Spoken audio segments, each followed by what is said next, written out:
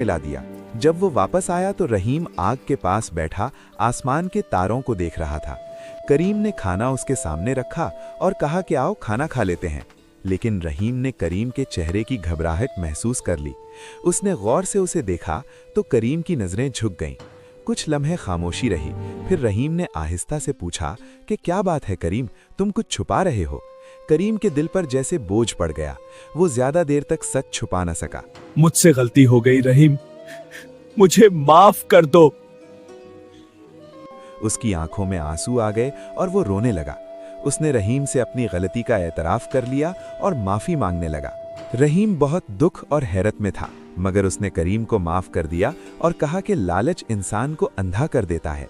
अगर हमने गलत रास्ता चुन लिया तो हमारी जिंदगी बर्बाद हो जाएगी। अगली सुबह दोनों ने फैसला किया कि वो इस सोने को गांव के सरदार के हवाले कर देंगे ताकि असल मालिक तक पहुंच सके।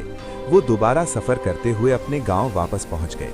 गांव के चौराहे पर उन्होंने सरदार को सारा वाकया बताया और सोने का थैला उसके हवाले कर दिया। गांव वाले ये सब देखकर हैरान रह गए। कुछ दिन बाद एक अमीर ताजिर घोड़े पर सवार उस गांव में आया।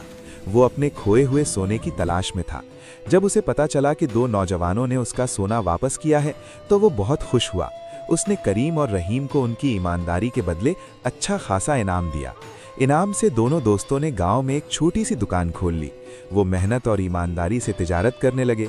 आहिस्ता आहिस्ता उनकी दुकान चल पड़ी और गांव के लोग भी उनसे खुश रहने लगे। करीम ने उस दिन के बाद कभी लालच को अपने दिल में जगह नहीं दी।